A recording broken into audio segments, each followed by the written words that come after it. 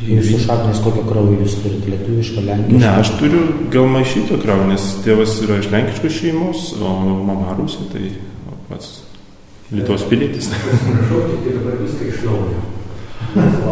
Taip. Tai žiūrėkit, tai pradėkime nuo to, kad jūs pasakote tiesiog vardą pavardę ir pasakojate, kad mokėtės kokioje aukštoje mokykloje, kur gavote pirmą paskyrimą. Gerai, mano vardas Robert Komarovskis, aš gimiau 1981 metais, sausio 1 dieną. Esu iš Dvynių irgi turiu ir trečią brolį vyresnį, jam 40 metų. Mama visą laiką dirbo darželio direktorių, jau 40 metų, paskutiniai metai dirba. Tėvas teisininkas, dirbo paskutinius metus Sodrui. Naujosios Vilniaus skyriaus vedėjas buvo. Mes turbūt su broliu kartu jau per gyvenimą žengiam vienodai, nes pradėjom tą pačią mokyklą, po to pasirinkom tas pačias studijas pedagoginiam technologijų specialybę. Baigėm technologiją, po to įstojom į magistrantūrą, fiziką ir astrofiziką. Ir po to jau pradėjom dirbti mokyklai. Brolis pradėjo Tarakonio mokyklai Vilniaus rajone, aš pradėjau Lavoriškių vidurinę mokyklą irgi Vilniaus rajone. Taigi, iš pradžių darbas buvo gal nelabai įdomus, nes nuo 20 metų jau reikėjo dirbti, nes baigėm mokyklą, mums buvo 17 metų, tai universitetą baigėm jau turėdami 21 metus eidavo. Tai gana ankstėjom į mokyklą 5,5, o jau 22 turėjome ir magistrantūros studijas baigusios. Taigi ir jau 10 metų dirbu mokykloje, iš kurios... O dabar esate direktorius? Dabar taip, 8 metus dirbu, jau direktoriauju. Visilaukės mokykloje aš pradėjau dirbti 2005 metais kaip direktorius, o 2003 atvažiavau kaip mokytojas. Dirbau fizikos mokytojų ir informatikos. Kaip tapau direktoriui, nes direktorių, kuri prieš mane dirbo, jinai išėjo ir buvau vienas vyras, tai ir tada kaip ir buvo toks ir mokytojų pasiūlymas, kur tai ten bus konkursus dalyvauk. Ir tada su tėvais pakalbėjome, mama sako, jeigu tau patinka, pabandyk visą laiką. Vis tiek, nenorėsi, nedirbsi, esi kitur. Jau buvot vedęs, kai tapo direktoriumi? Ne, aš dar nebuvau vedęs, bet buvo įdomu, kaip, nes minčių daug buvo, kaip galima būtų padaryti, kad mokykla būtų patraukli ir vaikams, ir mokytojams. Tai kiek mokinių yra? Dabar yra 48, nes kai aš atėjau, buvo 70, bet ir demografija. Tai kiekvienoje klasėje nuo pirmos iki ar visos yra klasės? Ar pradinę atskirą turite? Mes turim komplektuotus 1, 2, 3, 4, turim pradinukų ir po to visos klasės yra jungtus. Taigi dar šiais metais mes turim komplektaciją pilną.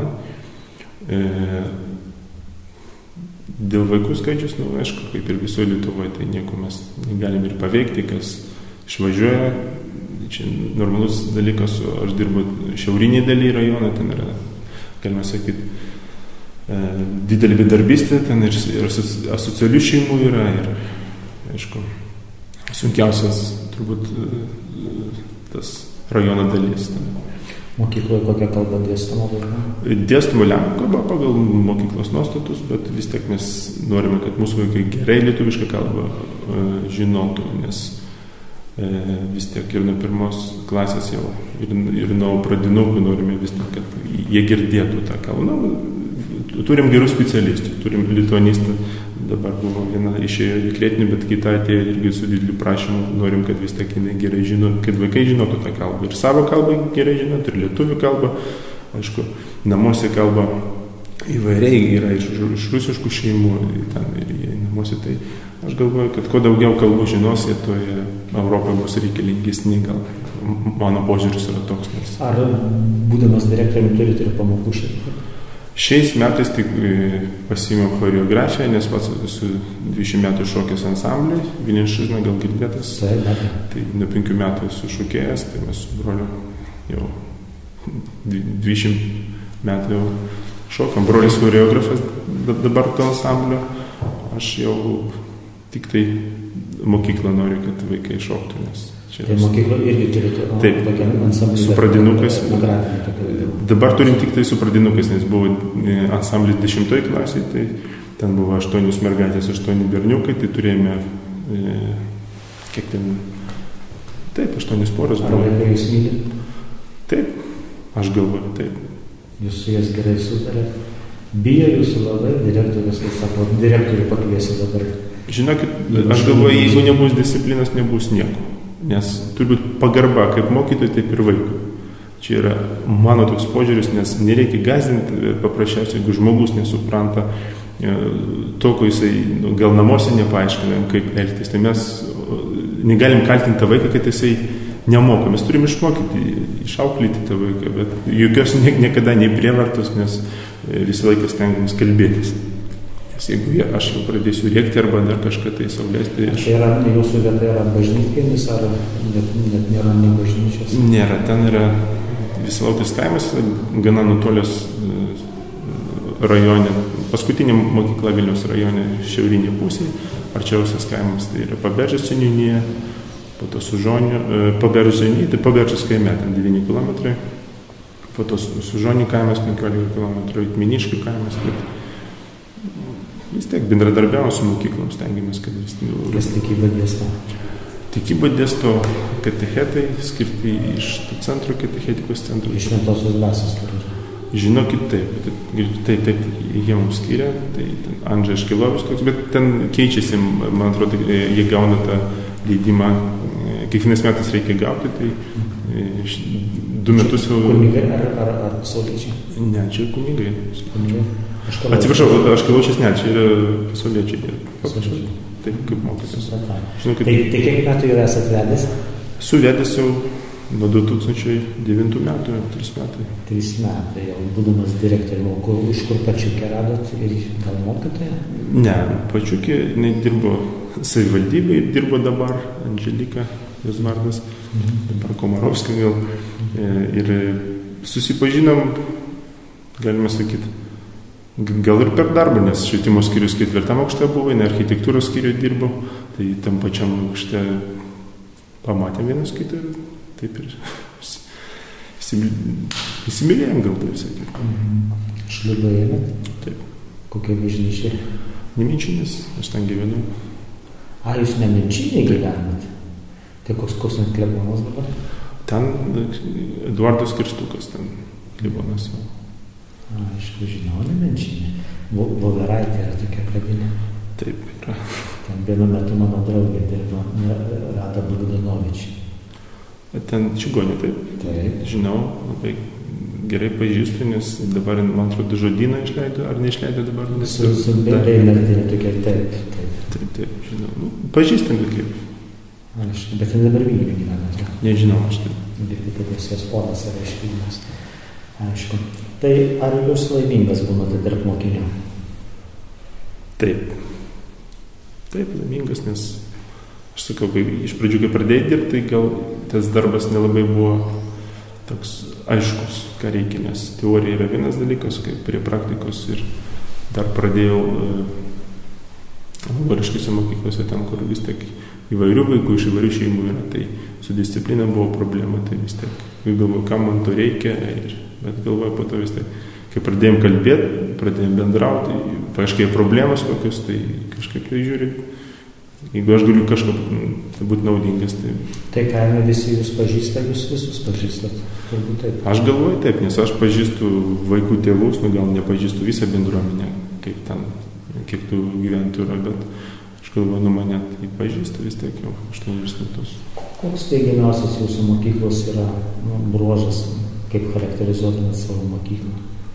Reikėtų taip sakyti, mano mokykla yra pati geriausia, nes joje yra, tęskite toliau.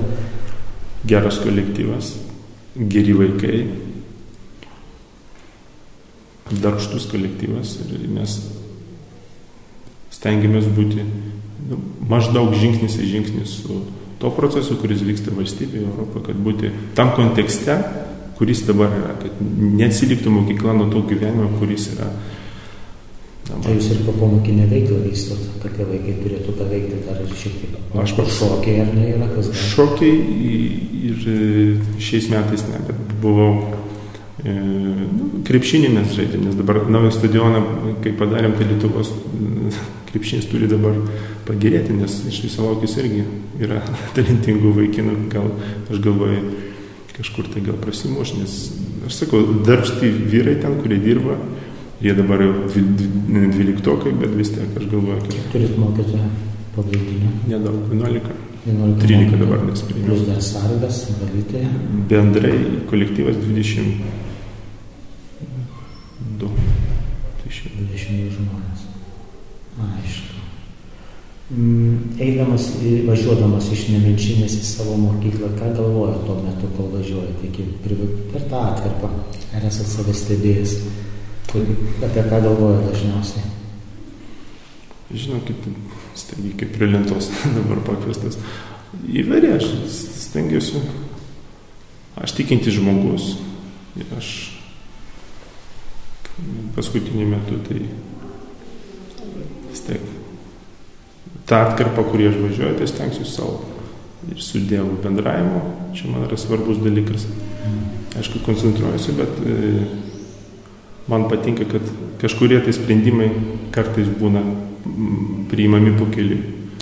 Jeigu nežinau atsakymą, aš neskubu šiandien padarysiu rytoj, bet kartais buvo, kad tokie sprendimai buvo priimami būtent važiuodami. Bet šiaip tai stengiuosi jau gal patirties daugiau, kad tas klausimas ne namus vežti, galvot, kad namuose yra savo problemas, o darbę išspręsti. Ir jau stengiuosi tą ribą išlaikyti. Kas jūs sustiprina, kas įkvepia būnant direktoriumi? Iš kur stiprybės įmatės? Vis tiek būna ir pavargsti, ir išvargina, išerzina, vis tiek būna ir konfliktinių situacijų, įtampų tokiamus, kartais kokie tėvai įkyrus, ar kokie nors intrigantė mokytoja pasitaiko, kokie visko būna. Kolektyvas gana nedidelis, vaikų nelabai daug, tai tokių rimtų kažkokių tai problemų, tai ir gal ir nebuvo, nes kai aš kartais bendraujam su direktoriais didesnių gimnazijų, tai ten, aišku, per savaitę gali būti tokių stresų, kad jie po to negali ten ir mėnesį normaliai dirbti. Bet aš neturėjau gal tokių situacijų, kad būtų jau o stiprybės, aš galvoju, per intuiciją savo. Aš jaučiu, kad reikia taip daryti, jaučiu, kad turim būti pirmi, nesvarbu, nes mes pirmi buvom projektuose dalyvavom, pirmi laimėjome. Ir ten ir Kumainės to projekto rajone dabar pavyko kitas mokyklas įtraukti, nes paprašė švietimo skyrius, kad seminarą pradėtų. Tai jūs turite ir tokių mokyklinių projektų, kur ne tik mokykla vykdo projektą kokį nors? Dabar mes nelabai galim vykdyti, nes mūsų mokyklėlė irgi gana labai nedidelė ir daug mokyklų iš visos Lietuvos įsitraukia į tą. Ir mes kaip vieną kartą dalyvavę, tai jau to finansavimas 3 metus negaunam dėl solidarumo kitom mokyklom, kad jie nors pabandytų, bet pavyko dalyvauti projektuose, kad stadioną naują pastatyti. Aišku, ten su savivaldybė pagalba, bet inicijavome ir tą visą projektą, kaip pat mūsų pečių buvo pridėtas ir visos atsakomybės. Bendruomenės centrą pastatėm irgi Visalaukės kaime. Ten, galima sakyti, daugiafunkcinį centrą, nes bendruomenės centrą tik tai... Tai ten biblioteka, salytė, viskas yra. Biblioteka, taip, ambulatorija, dabar kompiuterinė klasė ir gyvenime. Iš Europos Sąjungos pinigų.